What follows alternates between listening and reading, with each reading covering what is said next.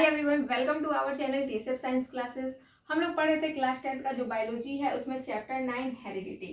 और हम लोगों ने पिछले क्लासेस में मेंडल ने जो अपने लॉ दिए थे, टर्म्स दिए थे लॉ के लिए, वो लॉ टर्म्स जो है हम लोगों ने कंप्लीट कर लिया था। यानी कि पिछली वीडियो में हमने क्या बात की था, monohybrid and dihybrid cross के बारे में देखा था।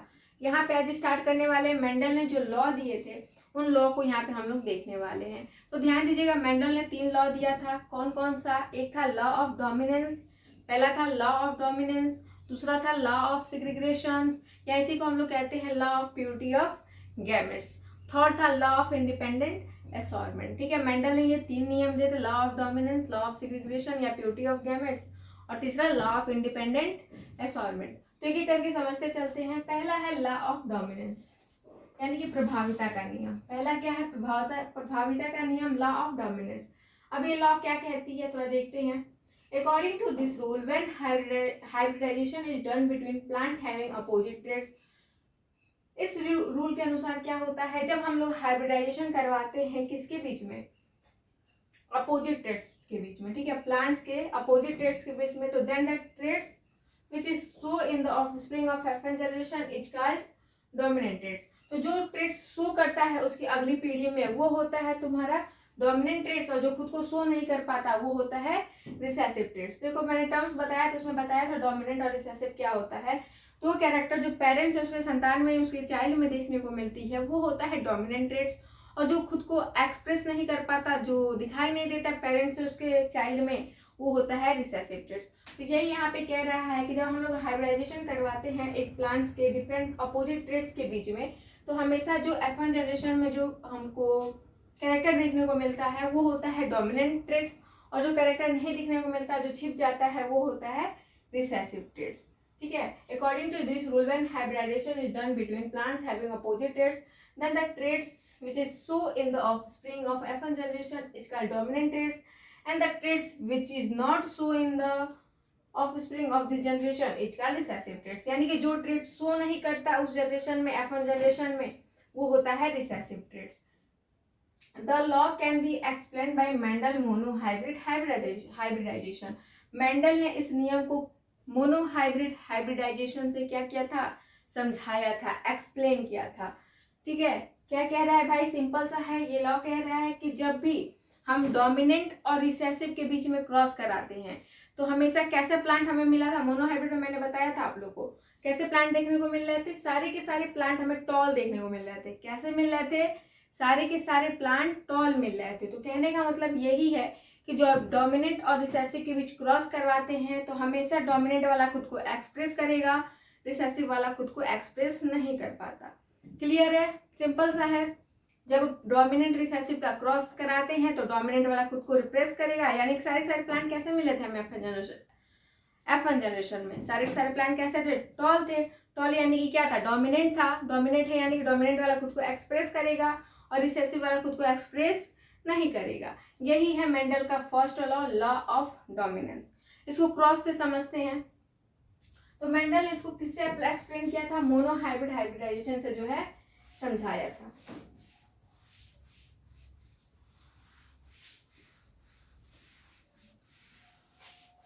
मोनोहाइब्रिड हाइब्रिडाइजेशन में मैंने आप लोग को बताया था, इसमें हमेशा एक ही कैरेक्टर को कंसीडर किया जाता है। कितने कैरेक्टर को कंसीडर करते हैं? एक ही कैरेक्टर को कंसीडर करते हैं।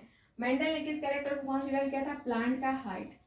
क्या कंसीडर किया था? प्लांट का हाइट। और मैंने आप लोग को चार्ट बनवाया था, उसमें आप लोग को पता है प्लांट की हाइट में भी हमें 2 तरह के प्लांट की हाइट देखने को मिलते हैं। एक होता है टॉल, एक होता है टॉल, दूसरा होता है डॉफ। एक होता है टॉल, दूसरा होता है डॉफ। एक होता है लंबा, दूसरा होता है बौना। ठीक है, और जितने भी डोमिनेंट, टॉल क्या है? डोमिनेंट ट्रेट्स है। डॉफ क्या है? रिसेसिव ट्रेट्स है। तो मेंडल को जितने भी डोमिनेंट ट्रेट्स दिखे उसको किससे रिप्रेजेंट किया? कैपिटल लेटर से। यानी कि टॉल को रिप्रेजेंट किया कैपिटल टी से, और यहाँ पे डॉफ को रिप्रेजेंट किया स्मॉल टी से। ठीक है, ये क्या है? Parental generation. फिर नेक्स्ट मैंने मोनोहाइब्रिड में बताया था आप लोग को जब कौन कौन से इसमें गैमेट पॉसिबल हैं। तो यहाँ पे 2 तरह के गैमेट पॉसिबल होंगे, कैपिटल टी। देखो यहाँ पे क्लियर में है, लेकिन यहाँ पे क्या हो जा रहा है? गैमेट बन रहा है। तो ये दोनों क्या हो जा रहे हैं? गैमेट फॉर्मेशन के दौरान दोनों अलग अलग हो जा रहे हैं, सेपरेट हो जा रहे हैं। कैपिटल टी अलग हो गया, एक कैपिटल टी अलग हो गया। यहाँ पे डॉग में भी यही होगा, दोनों स्मॉल टी अलग हो जाएंगे।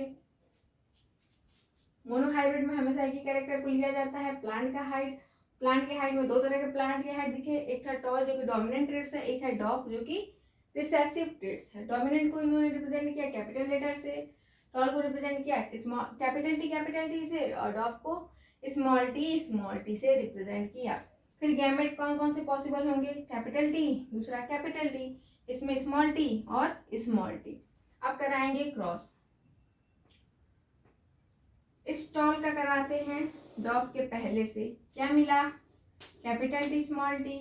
फिर टॉल का दूसरा करवाते हैं डॉग के दूसरे से, क्या मिला, कैपिटल टी स्मॉल टी। फिर टॉल का पहला कराते हैं डॉग के दूसरे से, देखो भाई पहले से तो करवा दिया था, अब दूसरे से कराएंगे, क्या मिलेगा, कैपिटल टी स्मॉल टी। फिर टॉल का दूसरा कराते हैं डॉग के पहले से, क्या मिलेगा, कैपिटल टी स्मॉल टी। ठीक है, क्लियर है बात, सिंपल सा है। डॉल का पहला जो है कराते हैं डॉग के पहले से, टॉल का दूसरा डॉग के दूसरे से, टॉल का पहला डॉग के दूसरे से, टॉल का दूसरा डॉग के पहले से। ठीक है, तो यहाँ पे देखोगे सारे के सारे हमें प्लांट कैसे दिख रहे हैं, टॉल दिख रहे हैं, क्या दिख रहे हैं, टॉल दिख रहे हैं, लंबे दिख रहे हैं। तो मेंडल ने यही तो बताया फर्स्ट लॉ में कि जब भी डोमिनेंट और रिसेसिव के बीच में हम क्रॉस करा रहे हैं तो सारे के सारे प्लांट कैसे मिले, टॉल मिले, यानी कि डोमिनेंट मिले। ठीक है, डोमिनेंट ट्रेड्स, यानी कि दोनों के बीच में जब क्रॉस कराया तो डोमिनेंट ने खुद को एक्सप्रेस किया, खुद को प्रदर्शित किया, और रिसेसिव खुद को प्रदर्शित नहीं कर पाता। यही है मेंडल का first law, law of dominance. ठीक है, ये क्या था, F1 जनरेशन, F1 जनरेशन। अब निकालेंगे हम लोग F2 जनरेशन। तो बताया था F1 जनरेशन कैसे निकलता है, जो पेरेंटल जनरेशन से जो जनरेशन आती है उसे F1 जनरेशन कहते हैं, F1 से जो जनरेशन आएगी उसे F2 जनरेशन कहते हैं। अब हमें निकालना है F2, तो F1 का जनरेशन जो है हम लोग ले लेंगे, capital T small T, capital T small T, capital T small T, capital T small T. अब चाहे तो आप क्रॉस भी कर सकते हैं या पीनेट स्क्वायर से भी निकाल सकते हैं। तो यहाँ पे हम निकालते हैं पीनेट स्क्वायर से ही। देखो जितना गैमेट रहता है उस हिसाब से यहाँ पे बॉक्स बनाते हैं। दो गैमेट हैं, दो बॉक्स बनाएंगे, एक कैपिटल टी स्मॉल टी, इधर भी कैपिटल टी स्मॉल टी। अब देखो ये कैपिटल टी, ये क्या है, कैपिटल टी, यानी कि दोनों साइड से एक एक उठाते जाते हैं, इस डब्बे में बॉक्स में लिखते जाएंगे। यहाँ पे कैपिटल टी, यहाँ पे कैपिटल टी, क्या मिला, capital T capital T. Next यही करेंगे, कैपिटल टी है, फिर क्या है, स्मॉल टी है, क्या हो जाएगा, कैपिटल टी स्मॉल टी। फिर यहाँ पे क्या है, स्मॉल टी है, कैपिटल टी। तो हमेशा डोमिनेंट वाला खुद को क्या करता है, एक्सप्रेस करता है, अभी बताया। तो यहाँ पे हो जाएगा capital T small T. Next small T है, यहाँ पे क्या है, स्मॉल टी है, क्या हो जाएगा, स्मॉल टी स्मॉल टी। ध्यान से समझिएगा, कैपिटल टी क्या मिला, capital T capital T, capital T small T क्या मिला, capital T small T, small T capital T small T, small T small T. यानी कि फिनोटाइप कितने हैं, फिनोटाइप कैसे हैं, फिनोटाइप देखो मैंने आप लोग बताया था जब टर्म्स बताए थे।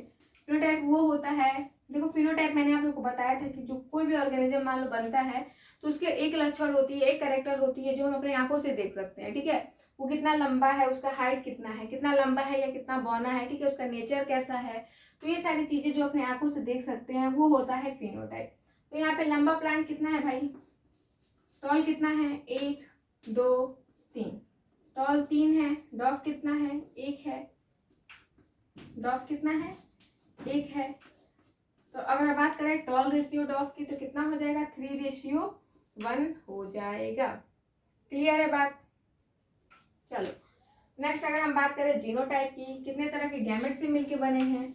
अगर जीनोटाइप की बात करें, जीनोटाइप यानी कि किस तरह के गैमेट से मिलके बने हैं, तो देखो एक तो गैमेट है कैपिटल टी, दूसरा है कैपिटल टी स्मॉल टी, तीसरा है स्मॉल टी।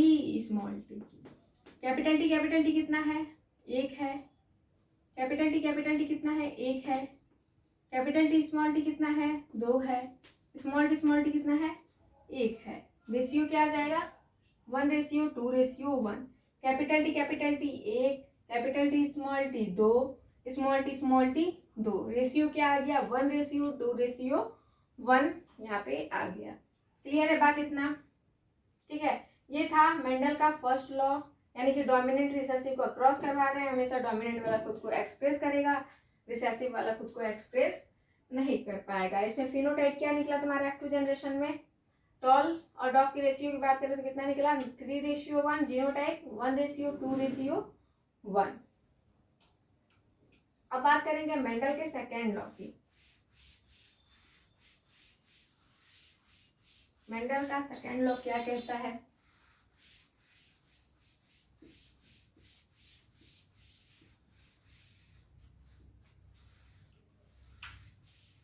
मेंडल का सेकेंड लॉ क्या है?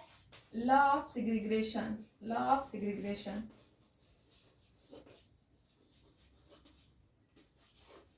जैसे हम लोग कहते हैं law of purity of gametes. Law of purity of gametes. देखो अब हम बात करेंगे सेकेंड लॉ की। क्या है? लॉ ऑफ सेग्रीगेशन या law of purity of gametes. अब ये लॉ क्या कहता है? According to this rule the components of any gene pair get separated from each other at the time of gamete formation and only one gene of the gene pair reaches one gamete, hence it also called the law of purity of gametes या law of segregation। क्या कह रहा है भाई? थोड़ा समझते हैं इसको। ठीक है, देखो हमने देखा था हम जब भी गैमेट लेते हैं, जब भी जीन लेते हैं, हमेशा पेयर में लेते हैं। या तो कैपिटल टी के पेयर होता है, या तो कैपिटल टी स्मॉल टी के पेयर में लेते हैं या स्मॉल टी के पेयर में लेते हैं। और सिंपल से कहने का मतलब ये है कि हमेशा हम क्या करते हैं, यहाँ पे जो जीन होता है वो पेयर में ही लेते हैं, हमेशा जोड़े में लेते हैं। लेकिन अभी मैंने बताया गैमेट फॉर्मेशन के दौरान क्या होता है, ये जीन सेपरेट हो जाता है। ठीक है, इसका क्या होता है? पृथक्करण हो जाता है, ये अलग अलग हो जाता है। यही है लॉ ऑफ सेग्रीगेशन या पृथक्करण का नियम। ठीक है, पेयर में हमेशा जीन कैसा होता है? पेयर में होता है, लेकिन गैमेट फॉर्मेशन के दौरान ये क्या होते हैं? अलग अलग हो जाते हैं। यही है लॉ ऑफ सेग्रीगेशन या लॉ पृथक्करण का नियम। ठीक है, क्लियर है बात? इसको भी मेंडल ने जो है मोनोहाइब्रिड क्रॉस के द्वारा समझाया था। किस क्रॉस के द्वारा समझाया था? मोनोहाइब्रिड क्रॉस के द्वारा समझाया था। थोड़ा समझते हैं। जैसे हमने F1 जनरेशन उसमें देखा तो क्या मिला?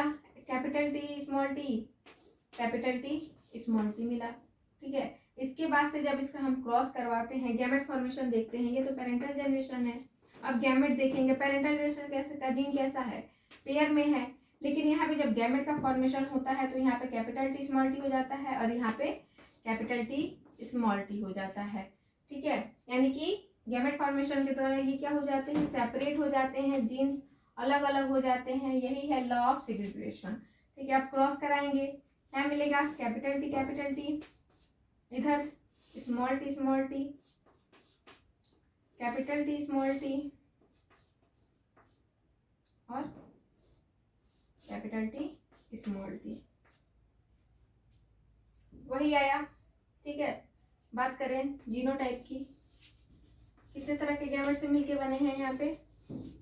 एक तो कैपिटल टी है, दूसरा कैपिटल टी स्मॉल टी है, तीसरा स्मॉल टी है। कैपिटल टी एक है, कैपिटल टी स्मॉल टी कितना है?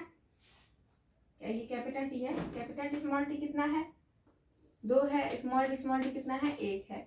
रेशियो वही आ जाएगा, क्या? 1:2:1। ये था मेंडल का सेकेंड लॉ। यहाँ पे जो है जीन पेयर में लिया, लेकिन गैमेट फॉर्मेशन के दौरान ये क्या होते हैं? जीन गैमेट फॉर्मेशन के दौरान ये जीन दोनों क्या हो जाते हैं? सेपरेट हो जाते हैं, अलग अलग हो जाते हैं। यही है law of segregation, law of separation यानी पृथक्करण का नियम। ये दोनों क्या हो जाएंगे? इनका पृथक्करण हो जाता है, अलग अलग हो जाते हैं। अब नेक्स्ट बात करेंगे थर्ड लॉ। थर्ड लॉ क्या है भाई? Law of independent assortment. Law of independent assortment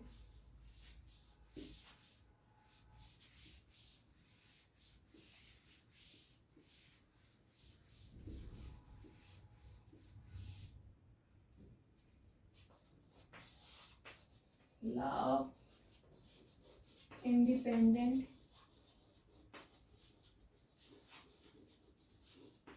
assortment.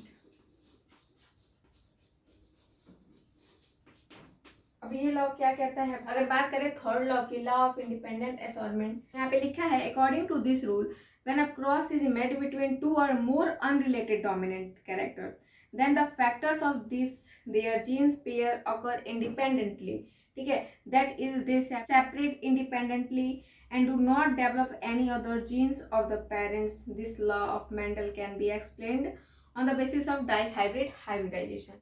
बात करें अगर तीसरे लॉ की, लॉ ऑफ इंडिपेंडेंट असॉर्टमेंट यानी स्वतंत्र अपव्यूहन का नियम, जब दो लक्षणों को लेकर आपस में क्रॉस कराते हैं, हाइब्रिडाइजेशन कराते हैं, संकरण कराते हैं, तो दोनों लक्षण के जीन जो होते हैं स्वतंत्र रूप से अगले गैमेट्स में युग्मक में चले जाते हैं, ठीक है। दो लक्षण को लेके आपस में क्रॉस कराते हैं तो दोनों लक्षण के जीन स्वतंत्र रूप से आगे गैमेट्स में चले जाते हैं और स्वतंत्र रूप से क्या करते हैं, ये अपना लक्षण जो है, अपना कैरेक्टर जो है एक्सप्रेस करते हैं, प्रदर्शित करते हैं। यही है थर्ड लॉ, स्वतंत्र अपव्यूहन का नियम, या कह सकते हैं लॉ ऑफ इंडिपेंडेंट असॉर्टमेंट, ठीक है। जब दो डोमिनेंट ट्रेट्स के बीच में आपस में हाइब्रिडाइजेशन करवाते हैं, क्रॉस कराते हैं, तो जो दोनों कैरेक्टर्स के जीन होते हैं वो इंडिपेंडेंटली जो है किस में आ जाते हैं, गैमेट्स में आ जाते हैं, और इंडिपेंडेंट फॉर्म में क्या करते हैं, अपना जो है कैरेक्टर जो है एक्सप्रेस करते हैं। यही है लॉ ऑफ इंडिपेंडेंट असॉर्टमेंट, ठीक है। मेंडल ने इसको किससे समझाया था? डाई हाइब्रिड क्रॉस से समझाया था, ठीक है। समझते हैं इसको, किससे समझाया था? Dihybrid cross. अब मैंने आप लोग को बताया था कि डाई हाइब्रिड क्रॉस में हमेशा हम लोग दो कैरेक्टर को लेते हैं। मेंडल ने जो कैरेक्टर लिया, सीड को लिया। सीड में भी दो तरह के सीड देंगे हमें, एक सीड का कलर, दूसरा सीड का शेप। एक सीड का कलर, दूसरा सीड का शेप। कलर में दो तरह के कलर दिखे हमें, कौन कौन से? एक येलो जो कि डोमिनेंट ट्रेट है, दूसरा ग्रीन जो कि रिसेसिव ट्रेट्स है। शेप में भी दो तरह के, राउंड जो कि डोमिनेंट, दूसरा विंकर्ड जो कि रिसेसिव ट्रेट्स है, ठीक है। सीड लिया, सीड में भी दो तरह के सीड कलर देखने को मिला, सीड का शेप देखने को मिला। कलर में येलो ग्रीन, येलो जो है तुम्हारा डोमिनेंट ट्रेट्स है, ग्रीन जो है रिसेसिव ट्रेट्स है। इधर शेप में राउंड और विंकल, राउंड क्या है? डोमिनेंट है, विंकल क्या है? रिसेसिव है। अब डोमिनेंट को एक पास करते हैं और रिसेसिव को एक पास करके क्रॉस कराएंगे। तो डोमिनेंट क्या था यहाँ पे? डोमिनेंट क्या था? राउंड और येलो, राउंड और येलो, रिसेसिव विंकल्ड और ग्रीन, विंकल्ड और ग्रीन, झुर्रीदार और हरा। राउंड येलो यानी कि गोल पीला, विंकल्ड ग्रीन यानी कि झुर्रीदार और हरा। अब देखो राउंड को उन्होंने रिप्रेजेंट किया कैपिटल आर से, येलो को कैपिटल वाई से। अब इसी का उल्टा हो जाएगा, स्मॉल आर, स्मॉल वाई, ठीक है। अब देखते हैं कौन कौन से इसमें गैमेट पॉसिबल है। तो देखो यहाँ पे दो तरह के गैमेट पॉसिबल हो सकते हैं, एक तो कैपिटल आर कैपिटल वाई, दूसरा कैपिटल आर कैपिटल वाई, ठीक है। Capital R capital Y, capital R capital Y. इधर सेम वही होगा, small r small y, small r small y. अब कराएंगे क्रॉस, सेम जैसे मोनोहाइब्रिड में क्रॉस कराया था वैसे ही कराएंगे। राउंड येलो का विंकल्ड ग्रीन से, पहले राउंड येलो का पहले विंकल्ड ग्रीन से क्या मिलेगा? यहाँ पे कैपिटल आर है, फिर ये लिखते हैं small are capital Y small y, ठीक है। एक एक लेते जाओगे और लिखते जाओगे। यहाँ पे क्या है? कैपिटल आर है, यहाँ पे स्मॉल आर है, फिर कैपिटल वाई है, स्मॉल वाई है। क्या मिला? Capital R small are capital Y small Y. फिर दूसरा राउंड येलो का दूसरे विंकल्ड ग्रीन से क्या मिलेगा? कैपिटल आर है, स्मॉल आर है, फिर कैपिटल वाई है, उधर स्मॉल वाई है, ठीक है। फिर सेम वही है, राउंड येलो के पहले का विंकल्ड ग्रीन के दूसरे से क्या मिलेगा? Capital R small are capital Y small Y. फिर राउंड येलो के दूसरे का विंकल्ड ग्रीन के पहले से यही मिलेगा, capital R small are capital Y small y. सारे के सारे प्लांट कैसे दिख रहे हैं हमें? राउंड और येलो, राउंड दिख रहे हैं और कैसे दिख रहे हैं? येलो दिख रहे हैं। सारे के सारे प्लांट कैसे हैं भाई? राउंड हैं और येलो है। ये तो हो गया F1 जनरेशन। अब निकालना है हमें F2 जनरेशन। तो F1 का दो गैमेट हम लोग यहाँ पे क्या करेंगे? ले लेंगे। क्या है? Capital R small are capital Y small Y.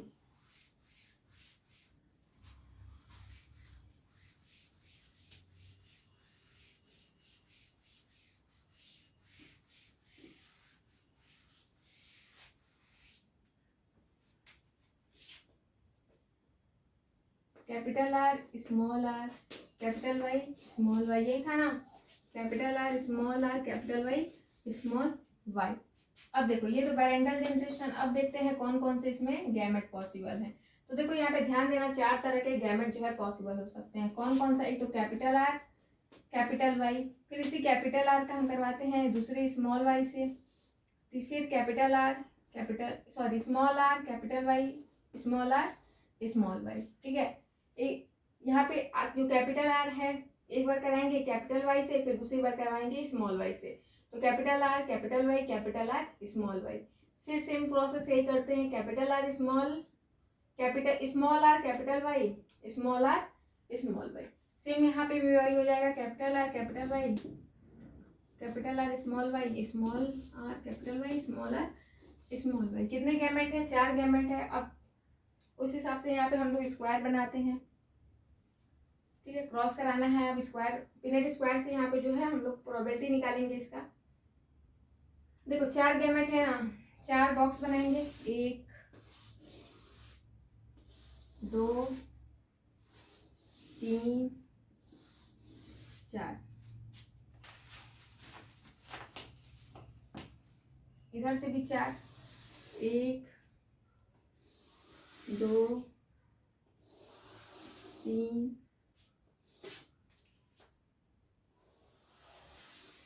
3 और ये लास्ट 4। ठीक है, अब ये गैमेट क्या करेंगे हम लोग, इधर हॉरिजॉन्टल और वर्टिकल लिख लेंगे। कैपिटल आर कैपिटल वाई है, कैपिटल आर स्मॉल वाई है, स्मॉल आर कैपिटल वाई और स्मॉल आर स्मॉल वाई। इधर भी सेम वही है, capital R capital Y capital R small y small are capital Y small r small y.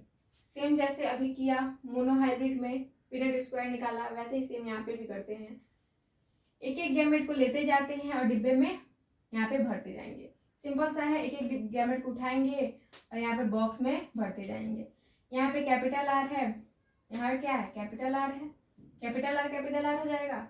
इधर capital Y है, यहाँ क्या है? कैपिटल वाई है। क्या हो जाएगा? Capital R capital Y capital R लेंगे, फिर इधर का कैपिटल आर, फिर हॉरिजॉन्टल कैपिटल वाई, फिर वर्टिकल कैपिटल वाई। एक बार हॉरिजॉन्टल लेते हैं, फिर दूसरी बार वर्टिकल लेते हैं और बॉक्स में भरते जाएंगे। फिर horizontal capital R capital Y small y. ठीक है, ऐसे ही सारा हो जाएगा, कैपिटल आर कैपिटल वाई। इधर क्या है? Capital R capital Y small Y. फिर नेक्स्ट ऐसे ही करेंगे, इधर capital R capital Y small Y, capital R small Y. Next capital R capital Y small Y. फिर ऐसे ही capital R small Y capital R capital Y. Clear है इतना? इधर capital R capital Y small Y. फिर next यही करेंगे, small are capital Y. Next है small are capital Y small Y, capital R capital Y small Y, capital R small y small y, small are capital Y small y. और last बचा है small r small y. यानी कि एक एक gamete लेते जाएंगे। एक बार हॉरिजॉन्टल का लेंगे गैमेट्स, दूसरी बार वर्टिकल का। हॉरिजॉन्टल का आर लिया, फिर वर्टिकल का आर लेंगे, फिर हॉरिजॉन्टल का वाई लेंगे, फिर वर्टिकल का वाई लेंगे। ऐसे करके सारे बॉक्स में हम भरते जाते हैं। फिर इधर ऐसे इससे करवाएंगे, तो हॉरिजॉन्टल का कैपिटल आर, फिर वर्टिकल का कैपिटल आर, फिर हॉरिजॉन्टल का कैपिटल वाई, वर्टिकल का स्मॉल वाई। ठीक है, ऐसे करके सारा गैमेट जो है हम यहाँ पे भर लेंगे। फिर देखो यहाँ पे कैपिटल आर किसके लिए रिप्रेजेंट किया गया था? राउंड के लिए। और कैपिटल वाई येलो के लिए। तो यहाँ पे